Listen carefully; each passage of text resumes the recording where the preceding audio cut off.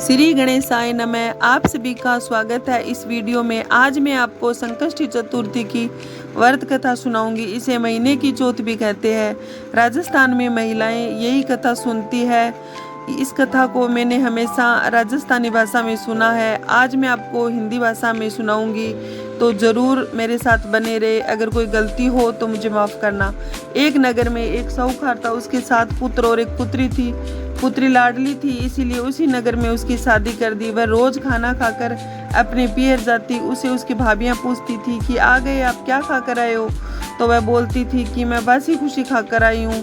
तो ननद भाभियां बोलती, ऐसे कैसे, आपको बासी खुशी खाना कैसे देते हैं?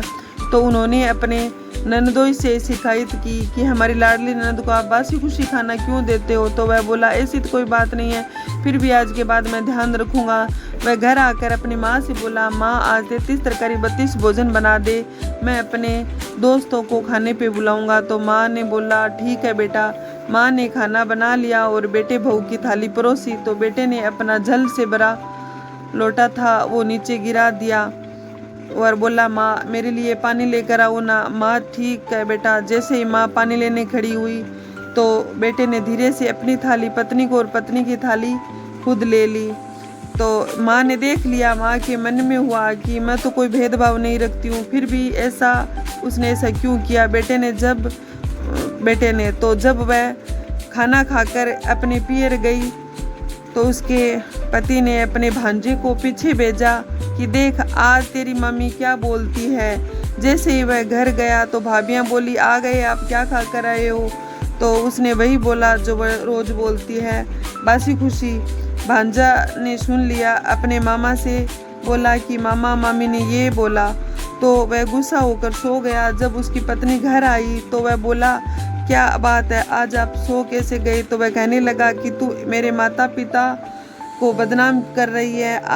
आज तो मैंने 33 तरकारी 32 भोजन बनाया था और मेरी थाली मैंने तुझे दी और तेरी थाली मैंने लिया, फिर भी तू ऐसा कह रहे कि बासी खुशी। तो अगर वह बोली, मैं अगर आपको बताऊंगी तो आप पछताओगे। तो वह बोला, नहीं, आज मुझे बताओ कि तुमने ऐसा क्यों किया।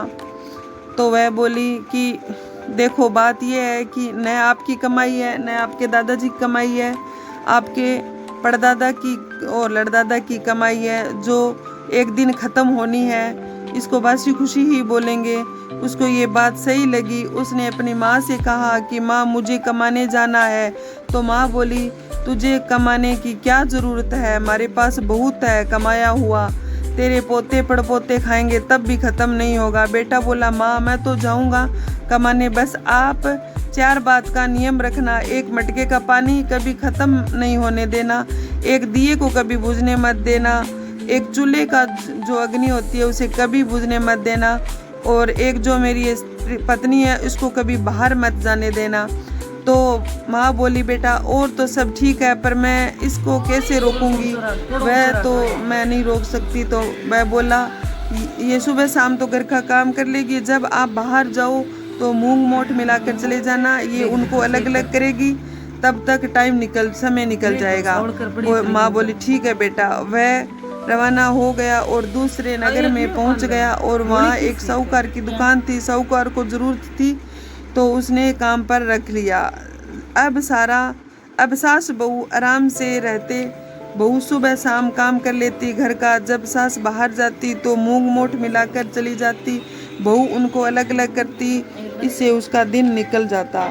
इसी तरह समय बीतता गया। एक दिन छोटी छोटी लड़कियां आ गई। कोई बोली मामी, कोई बोली चाची, कोई बोली भाभी, चलो गिट्टे खेलते हैं। तो पहले तो उसने मना कर दिया, बाद में सभी बोलने लगी तो वह मान गई और उनके साथ खेलने लग गई। जब उसने देखा कि दिया नींद गया है और भाग के चूल्हा संभाला तो वह चूल्हा भी बुझ गया। तो उसने सोचा कि सास घर आए तब तक पड़ोसी से घर से ले आती हूँ। तो वह उसके घर गई पड़ोसियों के और उनको बोली कि मुझे चूल्हे में जो जले हुए उपले होते हैं वो दो ना। मेरी सास आ जाएगी बाद में। तो वह बोली कि अभी हम खड़े नहीं होंगे, अभी हम चौथ माता की कहानी सुन रहे हैं। अगर तेल का घड़ा गिरे, अगर घी का घड़ा भी गिरे तो भी हम खड़े नहीं होंगे। तो उसने बोला ऐसा क्यों? तो वो बोले हम चौथ माता की कहानी सुन रही है। उसने बोला चौथ माता क्या देती है? तो उसने बोला, सब औरतों ने बोला कि चौथ माता अन्न देती है, धन देती है, निपुत्र को पुत्र देती है और बिछड़े हुए होते हैं उनको मिला देती है। तो उन्होंने बोला कि तो उसने बोला कि मैं भी करूँगी ये व्रत। तो कैसे करते हैं मुझे भी आप ये बताओ। तो उन्होंने बोला कि चलो हम तेरे को बता देंगे कि तू ऐसा करना कि 30 जो कंकरी होती है, पत्थर जो छोटे छोटे होते हैं, उनको पल्ले में बांध लेना और रोज़ एक नीचे गिरा देना। जब 4 रह जाए तो कर लेना और अगले महीने अगर 3 रह जाए तो कर लेना। एक बार घटते आते हैं और एक बार बढ़ते आते हैं। तो ऐसा तू एक बार तीज में आएगा और एक बार चौथ में आएगा, तो तू ऐसा कर लेना। और सुबह नहा धोकर कोरे वस्त्र पहनकर और शाम को कथा सुन लेना और जब चंद्रमा उगे तो उनको अर्घ दे के पानी पी लेना। दिन छिपने के बाद पानी मत पीना। तो उसने बोला ठीक है। जब वह मैं भी ये व्रत करूँगी ये कहकर वह आ गई। सास जब उसे 4 टाइम का खाना देती थी तो वह 1 टाइम का खाना कुंवारी कन्या को दे देती और 1 टाइम को खाना तुलसी थाना होता है, वो गमला होता है, उसमें छुपा देती थी और तीसरे टाइम का वह भैंस का जो बच्चा होता है उसे दे देती थी और चौथे टाइम का वह खुद खा लेती थी। इसी तरह वह व्रत करने लगी। उसको व्रत करते करते 12-24 साल हो गए, फिर भी उसको कुछ नहीं हुआ। तो वह सोचने लगी, चौथ माता को बोलने लगी, मेरे भूखे प्यासे रहने का कोई भी मतलब नहीं है। इतना समय हो गया है फिर भी कोई दर्शाव नहीं हुआ है, मतलब मैं क्या करूं? समय हो गया है फिर भी कोई दर्शाव नहीं हुआ है। अब आज के बाद कभी व्रत नहीं करूंगी।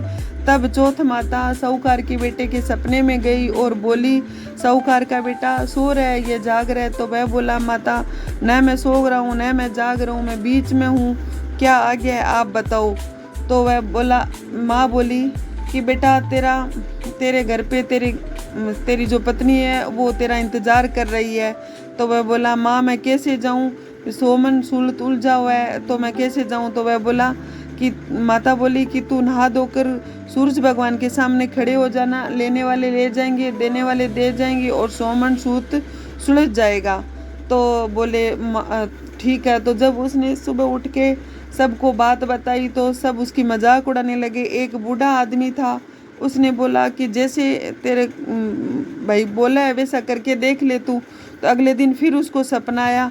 तो फिर सपने में उसने बोला कि अगर कुमकुम के पगले बने हुए घर में गणेश भगवान के, तभी मैं भाई मानूंगा कि ये सपना सच था।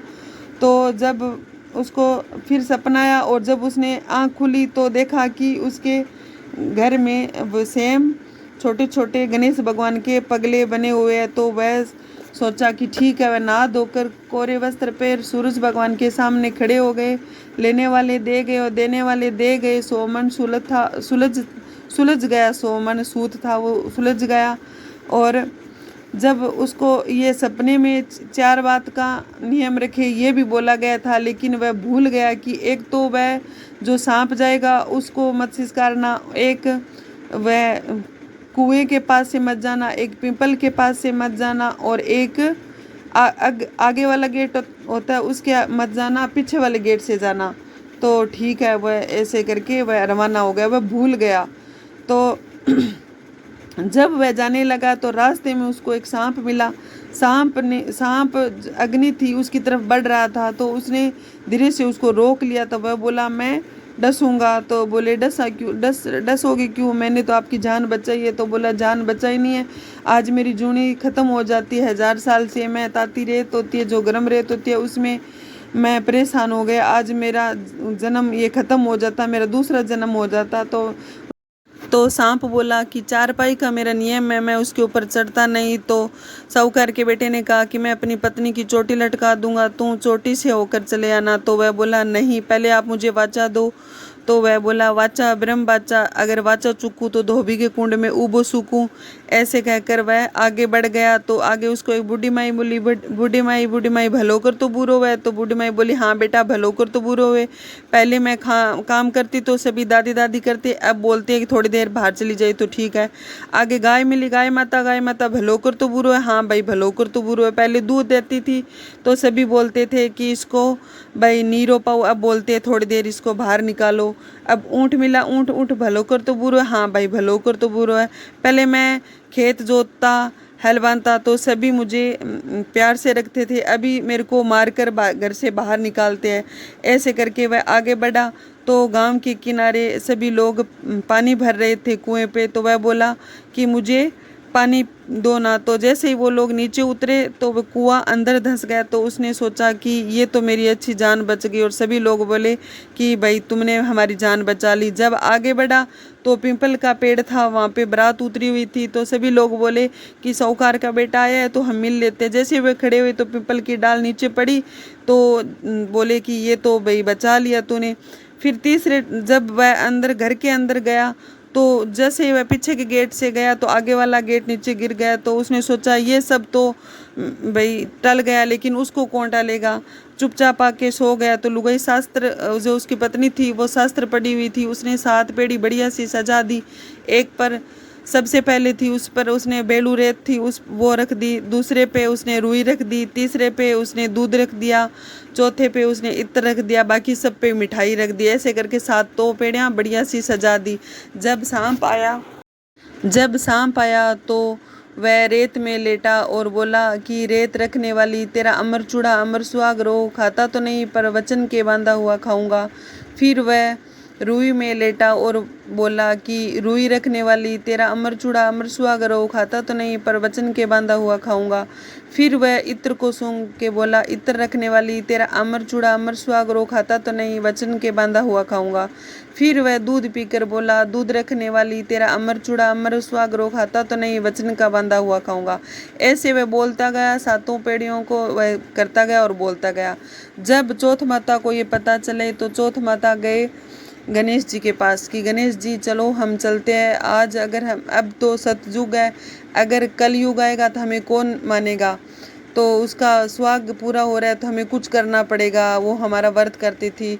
तो गणेश जी बोले मेरा क्या करती थी, तेरा तो आपका तो व्रत करती थी। तो वो बोले कि आपकी सबसे पहले पूजा करती थी और आपकी कहानी कह कर ही वो खड़ी होती थी। फिर वो चंद्रमा के पास गए तो चंद्रमा बोले चलो आपका व्रत करती थी, आपकी कहानी कहती थी, मेरा क्या करती थी। तो वो बोले कि जब दिन छिप जाता था उसके बाद वो पानी नहीं पीती थी और उसके बाद चंद्रमा को अर्घ दे के ही पानी पीती थी। तो चंद्रमा ने करी रोशनी और गणेश जी बने ढाल और चौथ माता ने मारा तो सांप मर गया और फण था वो जूते में गिर गया। तो वो डेली कीड़ी नगरा सींचती थी। तो कीड़ियाँ ने जो कीड़ी मकोड़े होते हैं उन्होंने सोचा कि चलो हम भी कुछ करते हैं। तो उन्होंने उस सांप को चींथ दिया तो खून आने लगा। तो बहन आई, बहन ने देखा तो वो घबरा गई और बोली भाई को किसी ने मार दिया और भाभी को कोई ले गया। तो वो बोले कि हमें नहीं मारा है, हमारी जो बेरी था उसको मारा है, हमें नीचे उतारो। जब वो दोनों नीचे आई तो वो भाई बोला कि माँ मेरे लिए किसने धर्म पुण्य किया। तो माँ बोली बेटा नहीं किया। तो बाप ने भी बोला बेटा मैंने भी नहीं किया। तो उसने बहन ने सब लोगों ने मना कर दिया। पत्नी ने बोला हाँ मैंने किया। तो सास बोली 4 टाइम का खाना कौन खाता था। तो वह उस कुंवारी कन्या को बोला। कुंवारी कन्या ने बोला कि मैं तो भाई खाती नहीं थी, यहाँ रख देती थी। एक पुराने ज़माने में कोठलिया वो बोलते थे, स्टोर रूम टाइप का, उसमें रख देती थी। तो जब वह देखा कि वहाँ पे है हीरे मोती तो उसने सबने बोला कि बहुत सारे थे, आधे रख दिए होंगे। तो उसने बोला दूसरे टाइम की रोटी में तुलसी थाना होता है उसके अंदर दबा देती थी। तो तुलसी थाने को जब देखा गया तो उसमें हीरे मोती निकले। तो सास ने बोला बहुत सारे थे, इसने रख दिए होंगे। जब तीसरे टाइम की रोटी वह पाडे के जो पाडा बोलते जो बच्चा होता है भैंस का उसको देती थी। तो वो जब हंसा तो मोती और जड़े तो वो उनको बात कुछ पता चली। तो वो बोले सास बहू को पैर छूने लगी। तो वह बोली मेरे ना छुओ आप छुओ, मैं छुओ आपके पैर आप छुओ। चौथ माता ने सब कुछ दिया है। तो सभी लोग चौथ माता को धन्यवाद देने लगे। चौथ माता आप सभी की मनोकामनाएं पूरी करना।